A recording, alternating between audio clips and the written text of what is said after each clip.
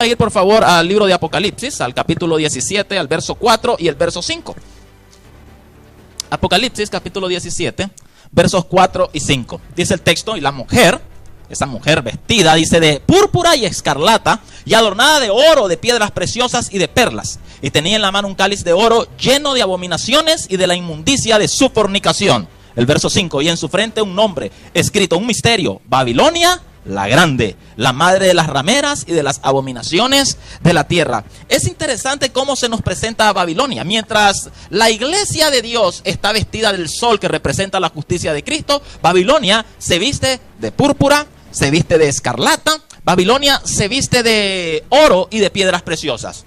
Desde sus inicios, Babilonia tuvo un objetivo. ¿Recuerdan el inicio de Babilonia? Vamos por favor al libro de Génesis, libro de los comienzos. Libro de Génesis en el capítulo 11 y vamos a leer los versos 2 y 3. ¿Cuál fue el propósito con el cual Babilonia fue fundada? Y aconteció que cuando salieron de oriente hallaron una llanura en la tierra de Sinar y se establecieron allí. Verso 3. Y se dijeron unos a otros, vamos, hagamos ladrillo y cozámoslo con fuego. Y les sirvió el ladrillo en lugar de piedra y el asfalto en lugar de mezcla. Verso 4. Y dijeron, vamos, edifiquemos una ciudad y una torre cuya cúspide llegue al cielo y hagámonos un nombre por si fuéramos esparcidos por la faz de la tierra. Babilonia quería hacer algo interesante y es que quería llegar al cielo. Y Babilonia quería tener un nombre propio. Es interesante lo que en la Biblia se nos enseña acerca del nombre. En la Biblia, nombre tiene dos aspectos importantes. El nombre representa el carácter, pero también representa la pertenencia. Es decir, cuando a los hijos de Dios se les da el nombre de Dios, se les está diciendo que se les pondrá el carácter de Dios, que manifestarán el carácter de Dios, pero también al poner el nombre de Dios en su frente, Dios está diciendo, son parte de mi familia, son míos. Babilonia quiere tener su propio nombre. Los tres hijos de Noé, Sem, Can y Jafet, ya sabemos que Babilonia se funda en medio de tierra semita, pero lo hace un camita, que era Nimrod, ya lo estudiamos en el primer tema.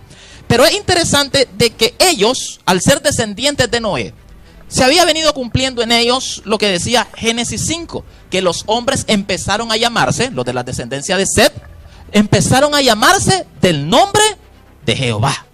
Pero aquí ya no quieren más el nombre de Dios, ya no quieren más el carácter de Dios, ya no quieren más pertenecer a la familia de Dios. Quieren poner su propio carácter. Quieren tener su propia familia totalmente separada de Dios. Quieren otra pertenencia que no sea pertenecer a Dios.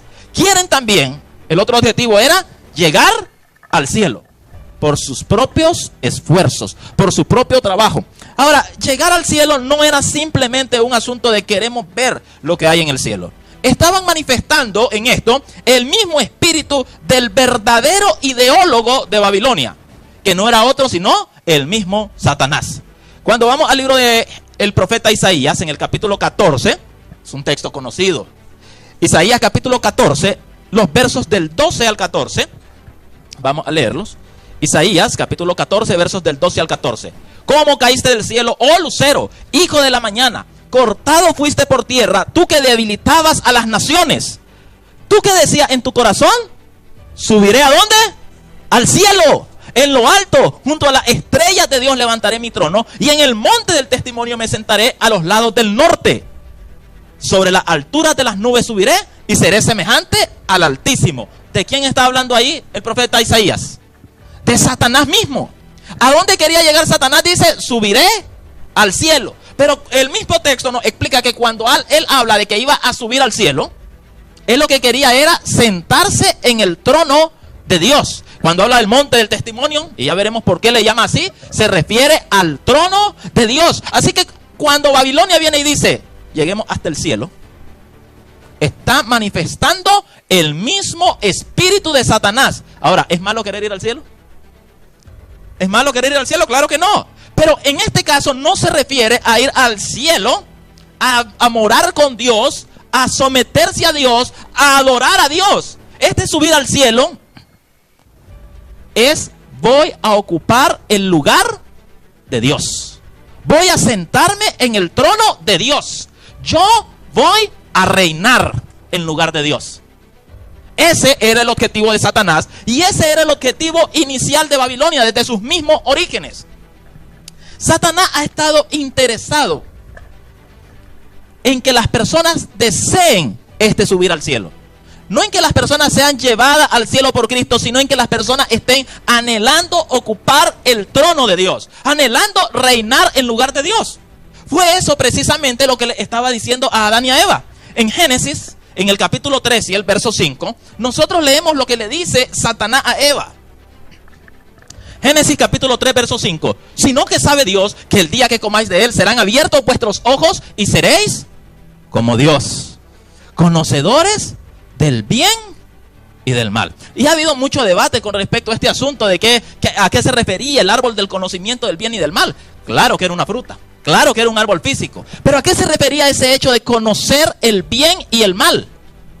¿Saben? Hay un solo ser en todo el universo, la deidad, Padre, Hijo y Espíritu Santo, que pueden definir lo que está bien y lo que está mal. Lo que le estaba diciendo Satanás a Eva, lo que Satanás le dice cada día a la humanidad es: tú puedes por ti mismo definir lo que está bien y lo que está mal.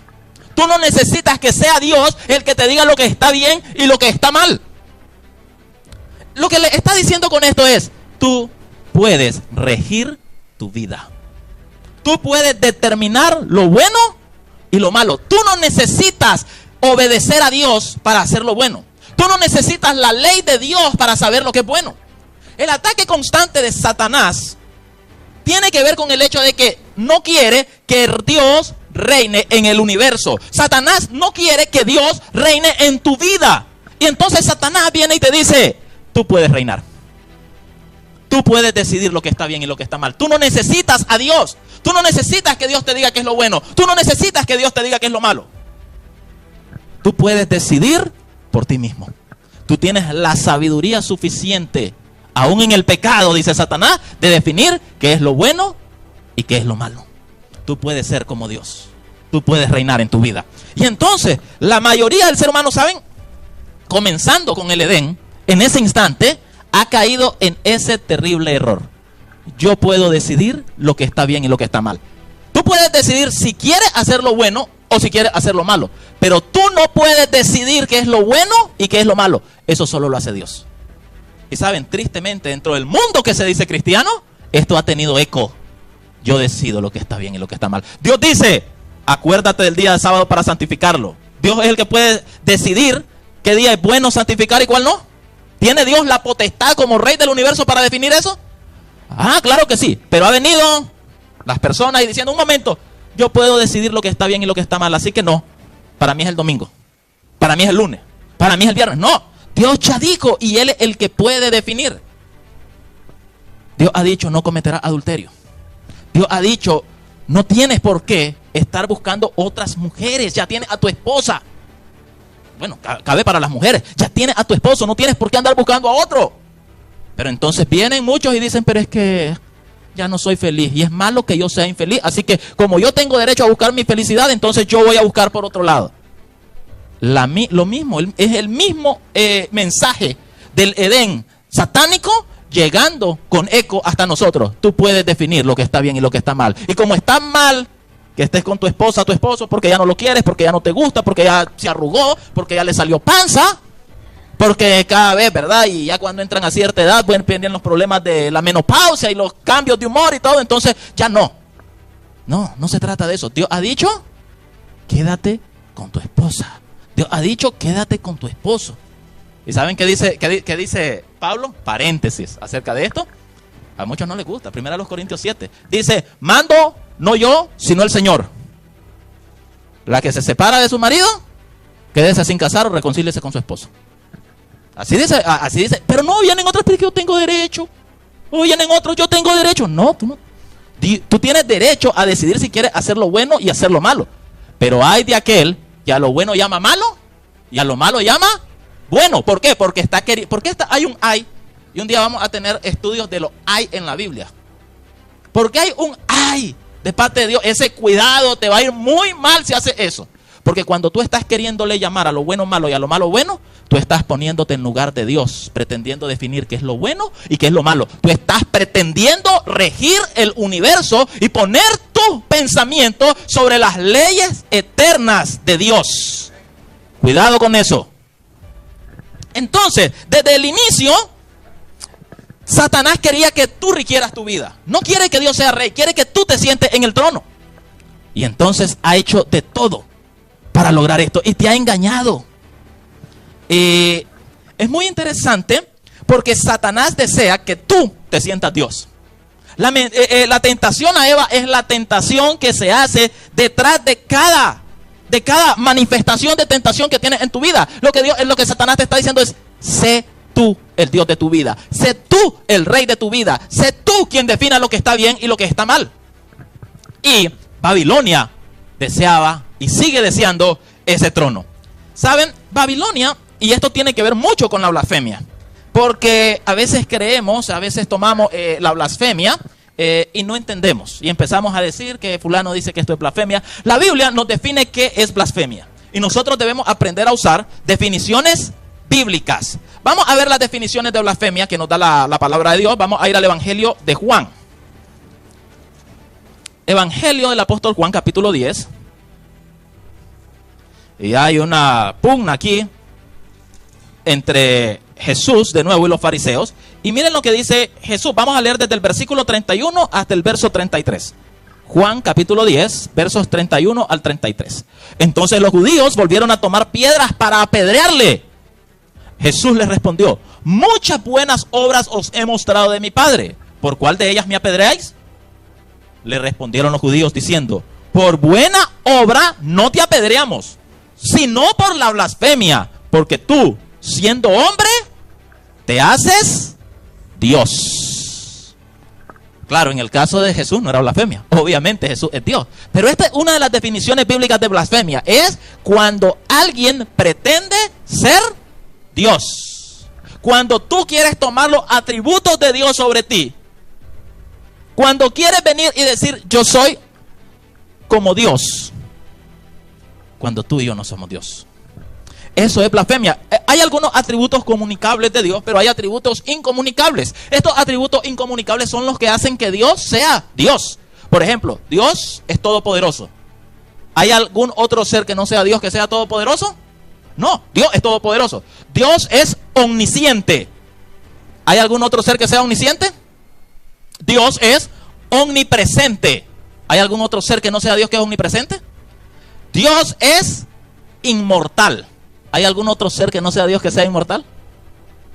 Ahí dudan. No, la Biblia dice, carta a Timoteo, el único que tiene inmortalidad, la inmortalidad del alma, y predicar eso es una blasfemia, porque está haciendo que las personas tengan un atributo de Dios que es la inmortalidad. Cuidado con eso. El único que tiene inmortalidad es Dios. El único ser eterno es Dios. El único ser que tiene vida en sí mismo es Dios. Estos atributos incomunicables, el único que tiene poder creador es Dios. Nadie más tiene poder creador. Estos atributos incomunicables son los que hacen que Dios sea Dios. Y cuando algún ser, alguna entidad, alguna institución pretende tomar sobre sí atributos divinos, eso es blasfemia. Muy bien, otra definición de blasfemia. Vamos al Evangelio de Marcos. Vamos al Evangelio de Marcos, capítulo 2. Y vamos a leer, por favor, los versículos 5 al 7. Recuerdan, llevaron a aquel paralítico, lo bajaron por el techo, haciendo el hoyo en el techo. Y dice el texto: al ver Jesús la fe de ellos, dijo al paralítico: hijo, tus pecados te son perdonados. Estaban allí sentados algunos de los escribas, los cuales cavilaban en sus corazones. ¿Por qué habla este así? Blasfemias dice: ¿quién puede perdonar pecados si no solo Dios? Es interesante porque al ser Jesús Dios, Jesús puede perdonar pecados. Pero nadie más puede perdonar pecados. Solamente Dios. Y aquel ser, aquella entidad, aquella institución que pretende poder perdonar pecados, está cometiendo blasfemia. ¿Saben? Babilonia quiere tomar el lugar de Dios. Ha pretendido tomar el lugar de Dios. Y saben, es muy interesante. Yo, como les dije, me estaba preparando para ser sacerdote católico. Y el sueño de mi niñez era llegar a ser monseñor. Si a mí ustedes me preguntaban a los 7, 8 años, mientras los niños decían, quiero ser bombero, quiero ser policía, quiero ser astronauta, pues no, a mí me preguntaban, ¿y yo qué quieres, qué vas a hacer cuando seas grande? Yo voy a ser monseñor. Y me estaba preparando para ello desde muy niño. Me preparaba en todo eso, Monseñor Noel Buitrago, ¿verdad? Siempre lo digo. Y me tocó estudiar mucho este tipo de cosas. Yo era muy católico. Por allá alguien dijo, era muy católico. Yo me preparaba para esto. Y saben, conozco mucho de este mundo. Tuve que leer mucha literatura preparándome para ser sacerdote, para el seminario. Y entonces, resulta de que conozco muy bien algunos ritos. Por ejemplo, la confesión. ¿Cuántos alguna vez fueron a confesarse? A ver, ¿cuántos fueron católicos? ¿Verdad? Bueno, hay algunos que no, ya, por ejemplo, Guetan nació en la fe. El hermano Sebastián dice que él iba, pero que dudaba. Ahí está tratando un poco de... Muy bien. ¿Recuerdan cómo el proceso de la confesión? ¿Cuántos se confesaron? Uno llega al confesionario, se arrodilla, ¿verdad? En el confesionario. ¿Y qué es lo primero que se dice? Ave María Purísima, muy bien. Y luego, ¿cómo se debe responder? Sin pecado concebida. Luego uno le dice al Padre de cuánto tiempo hay desde la última confesión. Y luego uno empieza a decir sus pecados. Me acuso, Padre, de esto, me acuso de esto, me acuso de lo otro, ¿verdad? Hasta que termina todo. Luego que uno termina, el Padre, el sacerdote, ¿verdad? Da una penitencia, dependiendo de qué tan grave haya sido la cosa y de qué tan misericordioso sea el sacerdote, ¿verdad? Un montón de Padres Nuestros, Aves María, algunos les ponen algunas cosas un poco más graves. Y luego el sacerdote termina con unas palabras muy interesantes. Ego te absolvo ad nombre ad Patris, ad Filii, Spiritus Sanctis. Yo te perdono en el nombre del Padre, del Hijo y del Espíritu Santo, y ya uno se santigua. Y entonces el sacerdote dice, yo te perdono. Y alguno dirá, oh, pero es que lo hace en el nombre del Padre, del Hijo y del Espíritu Santo, no es en el nombre de él. Muy bien. Hay un libro muy interesante, lo leí en mi niñez y por ahí lo tengo. Ya casi no, ahora prefiero en digital porque ya lo tengo viejito y no quiero dañarlo. Se llama Misiones Parroquiales. Misiones Parroquiales es un libro oficial que se debe estudiar y es un libro oficial de la Iglesia Católica, Apostólica y Romana. Va diciendo cómo se interpretan y cómo los distintos credos, los distintos sacramentos, las distintas actividades de la iglesia y cómo se deben realizar en las parroquias. Voy a leerles.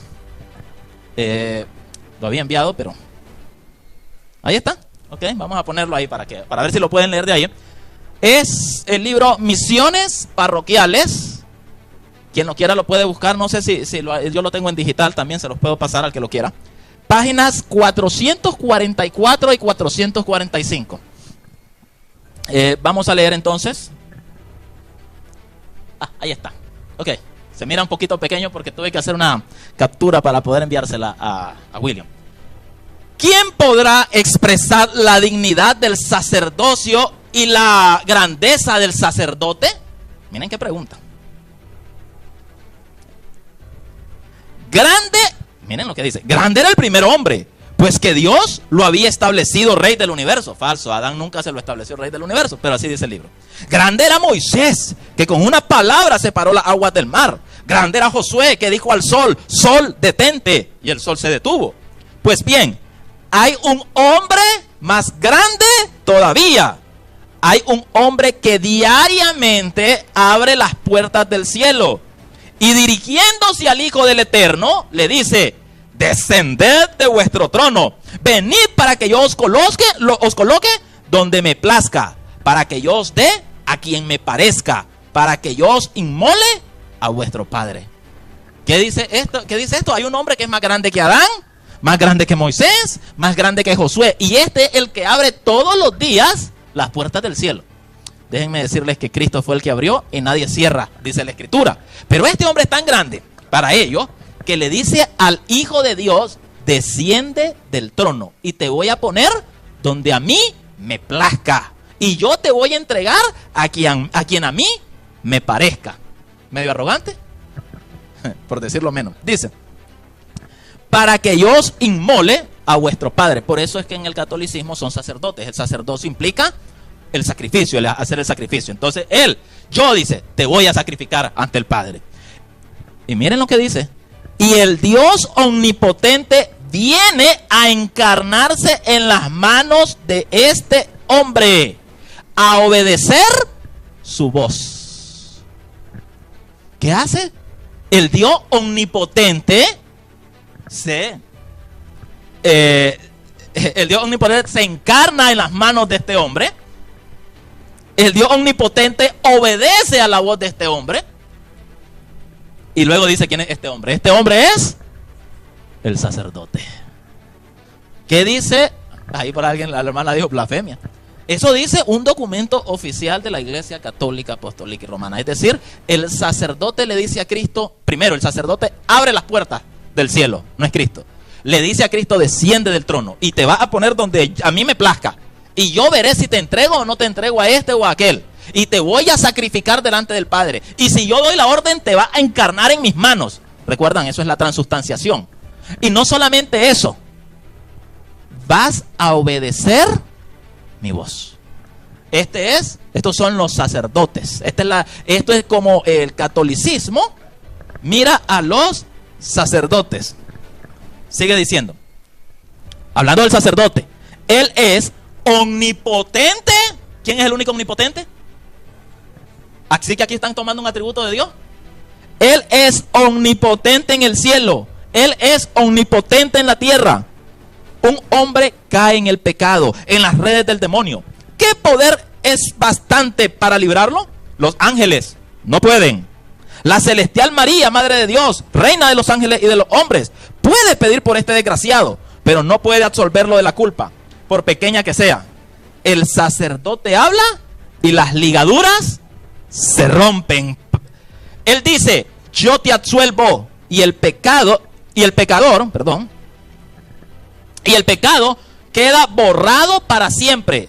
De este modo, el sacerdote poderoso para con Dios puede en un instante librar al pecador del infierno y hacerle digno del paraíso. Y miren lo que dice, el mismo Dios, ¿está qué? ¿Lo pueden leer? Está obligado a aprobar la sentencia de su ministro y a conceder o a negar el perdón según el sacerdote conceda o niegue la absolución. Pues Jesucristo dijo a los apóstoles, todo lo que atare en la tierra será atado en el cielo, y todo lo que desatare en la tierra será desatado en el cielo. ¡Qué poder! ¡Qué dignidad! El sacerdote es un hombre más que angélico, pues en su ministerio lo eleva sobre los ángeles. Es un hombre divino, pues que todo un Dios le obedece. Es un hombre revestido de la divinidad y que os hace a vosotros mismos participar de ella. ¡Oh, venerable dignidad! ¿Cómo se llama eso? Está tomando atributos de Dios. Dice que es omnipotente. Dice que Él puede crear a Dios en sus manos encarnándolo. Dice que Él puede darle órdenes y baja del trono a Cristo. ¿Quién es el que quería bajar del trono a Cristo para sentarse Él? Satanás. Babilonia desde el inicio. Y dice, yo me siento. Yo vengo y le digo, aquí va a estar. ¿Vas a decir algo? Sí. Pero ellos dicen, Dios mismo está obligado a obedecer. Este es un poder blasfemo, hermanos. Babilonia es blasfema. Está claramente demostrada la blasfemia ahí. Y dice que son ellos los que perdonan pecados. No es Dios. Dios obedece si ellos perdonan o niegan la absolución. Pero son ellos los que perdonan pecados. Hermano, esto es para que a cualquiera se le hele la sangre, la forma en cómo le hablan a Dios. Babilonia sigue vivita, Babilonia sigue presente, Babilonia sigue queriendo usurpar el trono de Dios.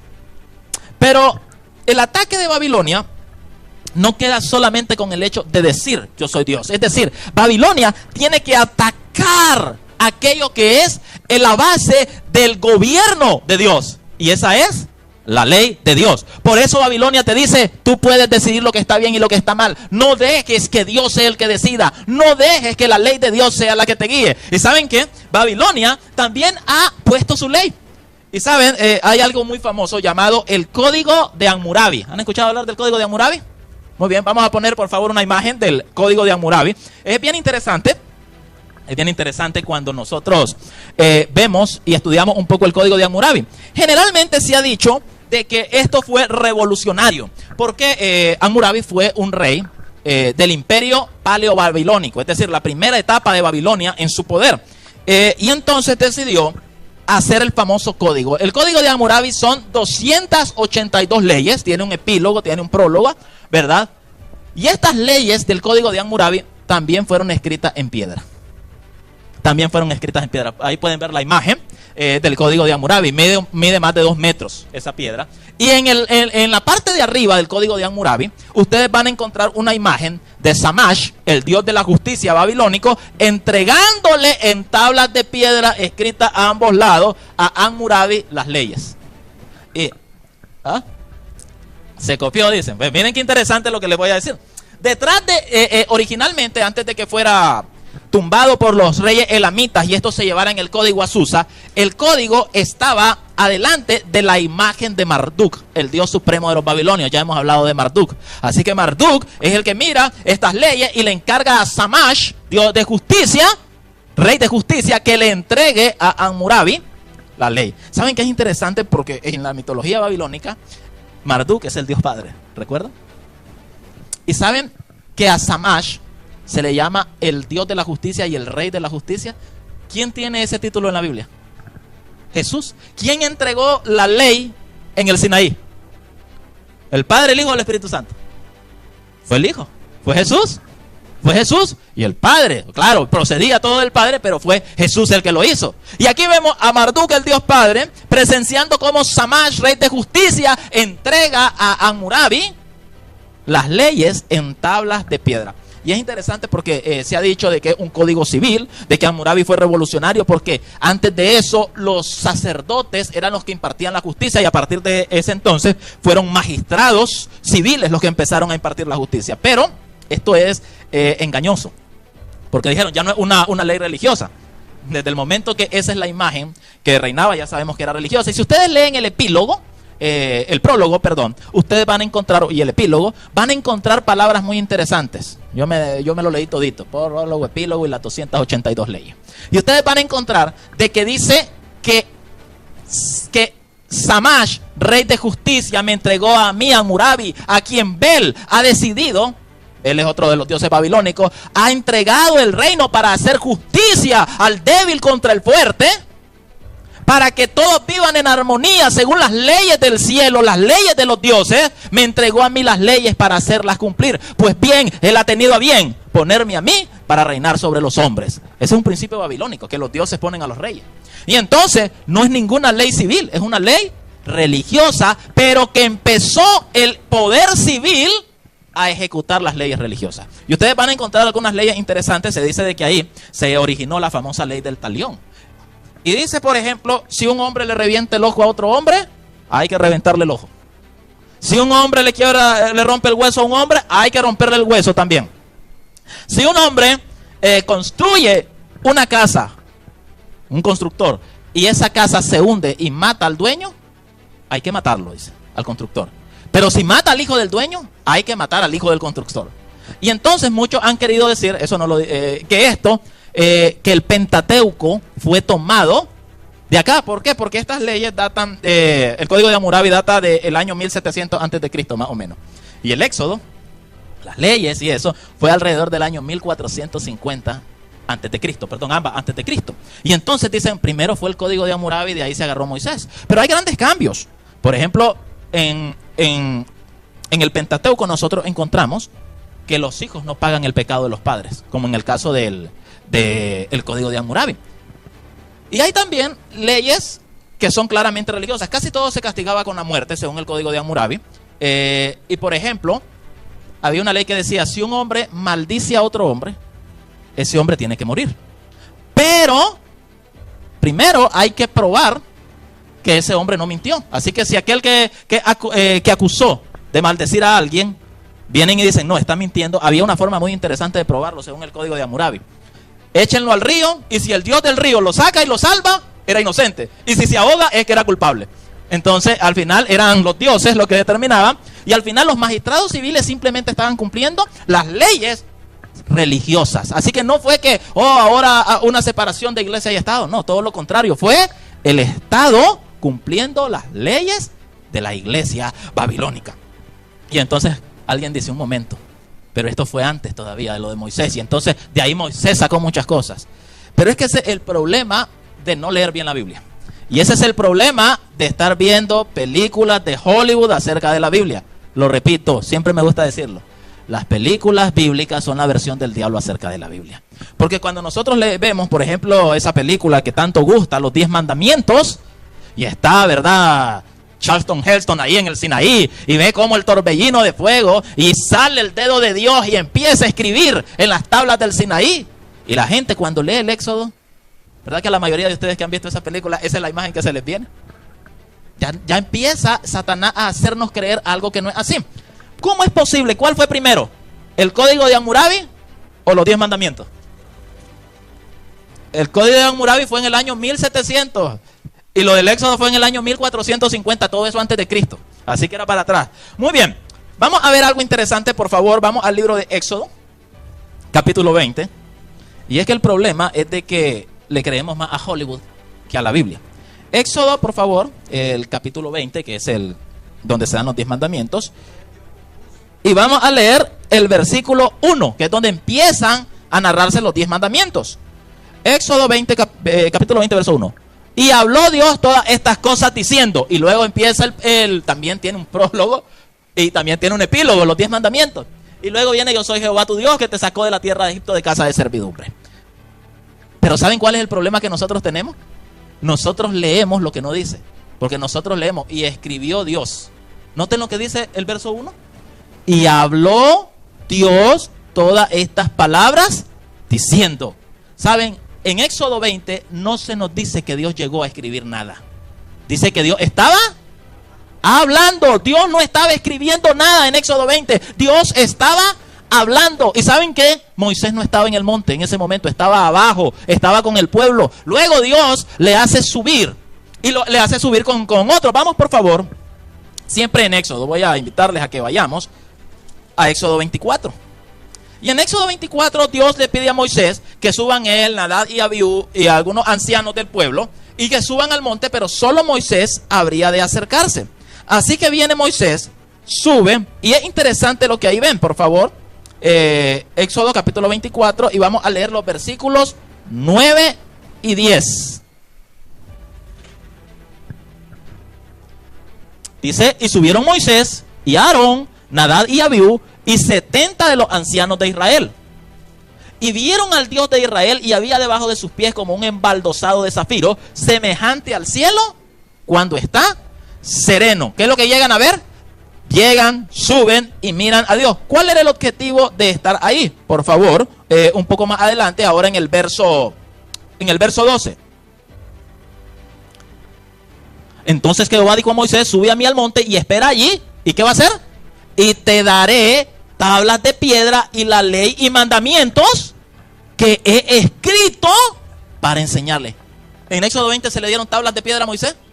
No, le dice: sube, porque yo tengo algo que tengo que darte. Y son tablas de piedra.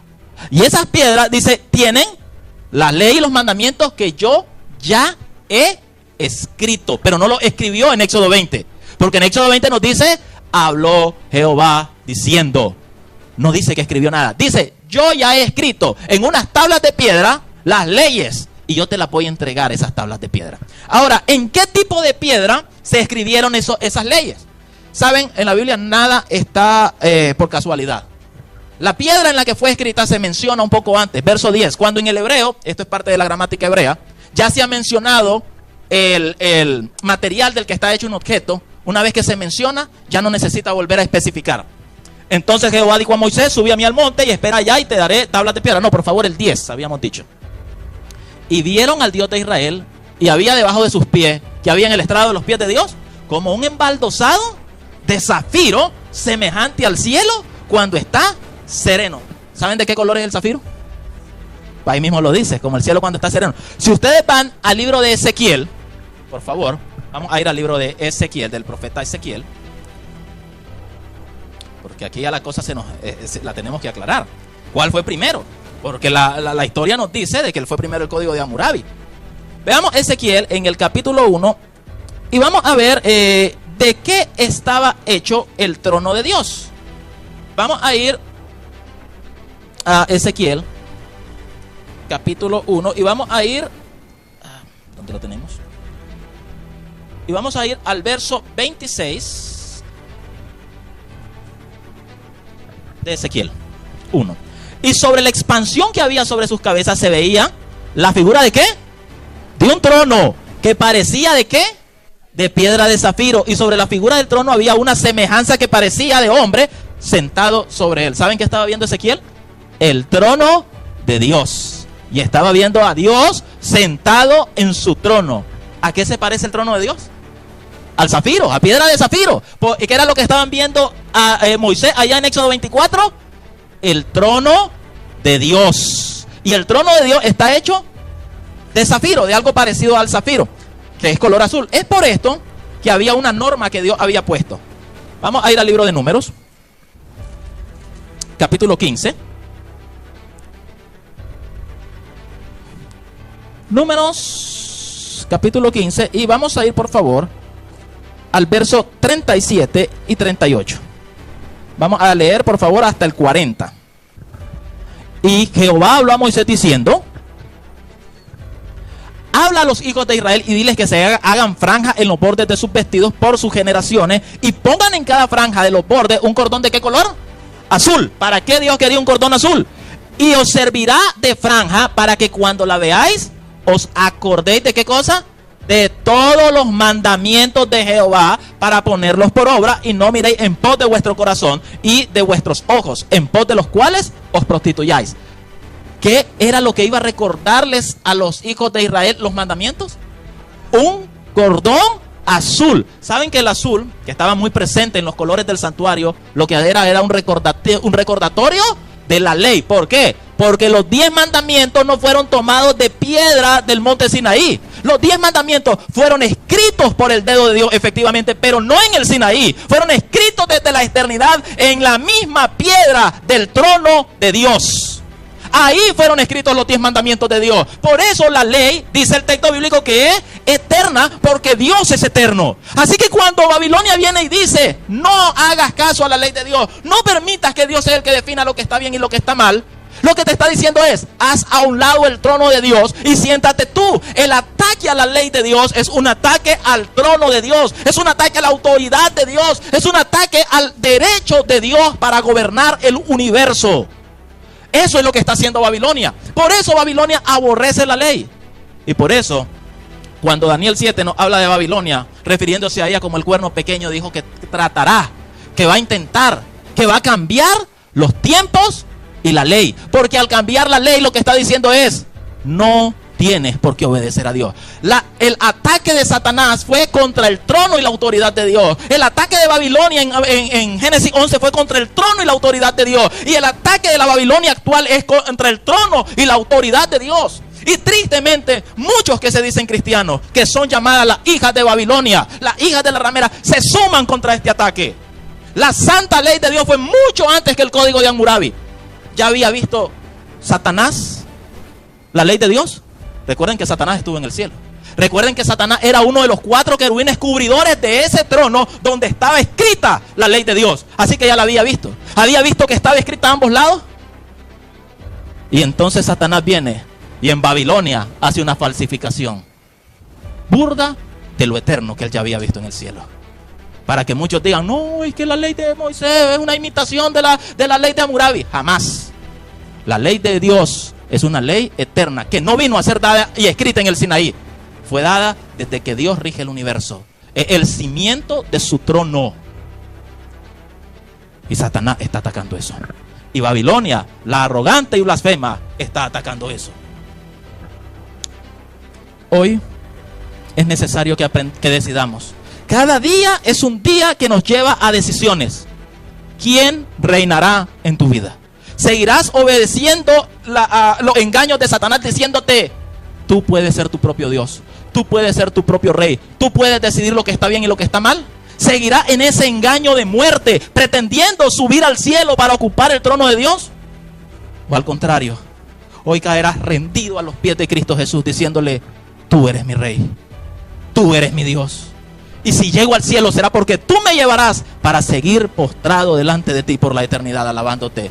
Yo reconozco que eres tú y solamente tú, Dios, el que puede decidir lo que está bien y lo que está mal. Yo me someto a tu voluntad de amor. ¿Qué camino vas a tomar hoy? ¿Seguirás en el camino de muerte? ¿O el día de hoy decidirás que Dios reina en el universo, pero también reina en tu corazón? ¿Cuántos queremos decirle a Dios que Él es el que reina?